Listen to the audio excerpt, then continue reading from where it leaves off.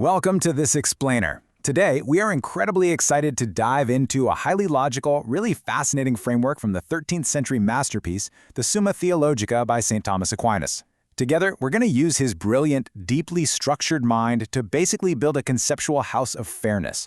We'll be looking at exactly how classical philosophy systematically constructed the very idea of justice, starting from its absolute abstract foundations all the way up to how we judge each other in our everyday lives. So, here is our roadmap for taking this rather dense philosophy and making it highly practical. We are looking at 1. The meaning of right. 2. Defining true justice. 3. Two types of justice. 4. The nature of injustice. And finally, 5. How to judge rightly. All right, let's dive right into Section 1, the meaning of right. By understanding the very object of justice, we're laying the foundational bedrock of our conceptual house. So, the crucial point here is that in this classical sense, a right, or jus in Latin, is inherently about our relation to others. It is literally a work or an action that is adjusted or leveled out to another person until things are equal. You can kind of think of it like a perfectly balanced scale. That balance, that is the right. And it's brilliant how Aquinas splits this concept into two distinct categories. On one hand, we have natural right. This is a quality based on intrinsic nature, like a parent naturally nourishing a child or trading a set amount of grain for an equal value of gold. Then, on the other hand, we have positive right. This is a quality that we actively create by agreement, like a private contract or a public decree where society collectively just agrees that something is equal. Okay, so we have this abstract concept of right, this perfect theoretical balance. But what actually happens when we take that and turn it into an active habit in human beings? Well, this question acts as our mental reset, taking us straight from the abstract into the rigorous, everyday virtue that actually enforces it. Which brings us to Section 2, defining true justice.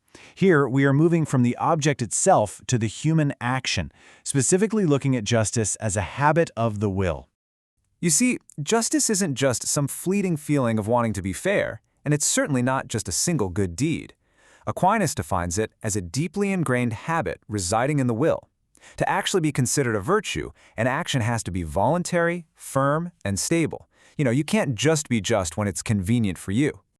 This punchy statement right here is the massive, beautiful cornerstone of Aquinas' entire framework.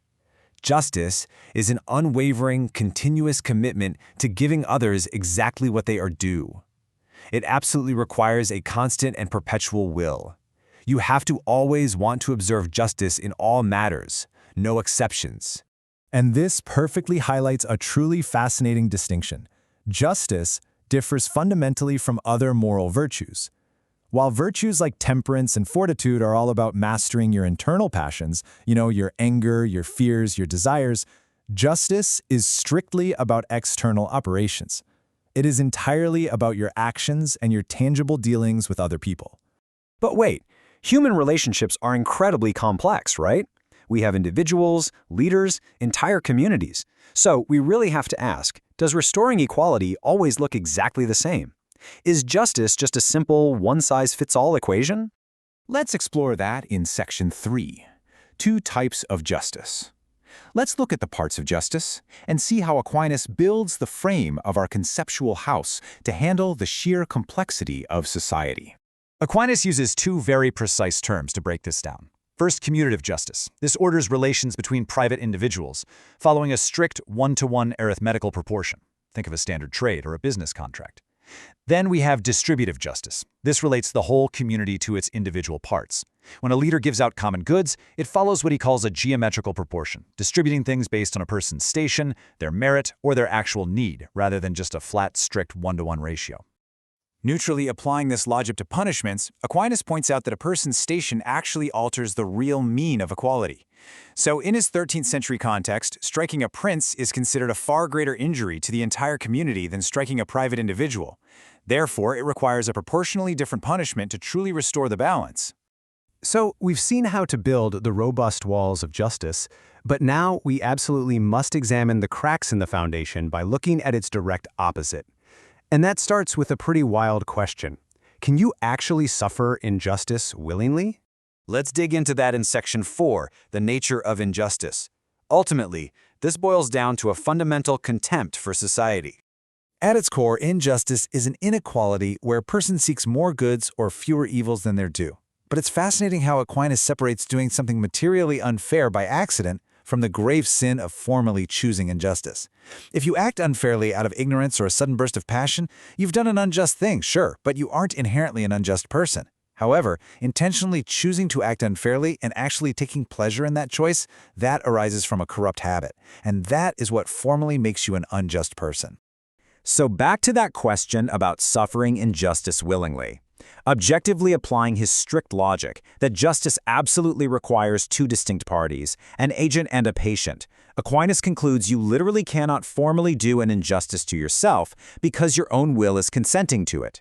Therefore, he deduces that acts of self-harm, like suicide, are actually injustices committed against the state and against God, because they are the ones who have a rightful claim on the individual's life. Okay, we have covered a lot of deep, conceptual philosophy so far. But how do we practically enforce this architecture of fairness in the real world? How do we keep our conceptual house from totally collapsing? That brings us to our final culmination, Section 5, How to Judge Rightly. The practical maintenance of our house requires the decision of right, which Aquinas literally defines as the statement or decision of the just. You know, you can't just go around judging people arbitrarily. For a judgment to be lawful and not completely perverted or usurped, it has to meet three exact demanding conditions. It must come from an inner inclination of justice, the judge must actually hold the proper public authority, and the decision has to be ruled by prudence and solid evidence, not just rash guessing. So what happens when we completely lack that prudence? Well, Aquinas outlines a very clear gradual escalation of suspicion. He walks us from a minor, fleeting doubt based on slight hints, which he calls a venial or light sin, all the way down to a judge who actively condemns a man on mere suspicion. That third degree, that becomes a mortal, grave injustice because it directly and fundamentally harms another person without any solid proof. Because our judgments can so incredibly easily injure the reputations and lives of others, Aquinas insists on this truly beautiful standard. Unless we have evident indications of a person's wickedness, we ought to deem them good by interpreting for the best whatever is doubtful. It is far, far better to frequently err by thinking well of a bad person than to err by having an evil opinion of a good person, because the latter inflicts a real, tangible injury. And this brings us to a final, incredibly powerful rule of judgment. Aquinas crucially notes that while judges obviously must follow written laws, if a positive written law directly contradicts natural right, it is not actually a law at all, but a corruption of law. In those specific cases, a judge must abandon the strict letter of the corrupt text and instead follow equity, looking to natural fairness and the true just intention of the lawgiver. We're going to end our explainer today with a final, provocative thought. We've traced the entire architecture of fairness from abstract right all the way to legal judgment. But remember, it all rests on the individual's habit. So I challenge you, if justice is the constant and perpetual will to render everyone their due, are you truly rendering everyone their right in your daily interactions? Thank you so much for exploring this fascinating framework with me.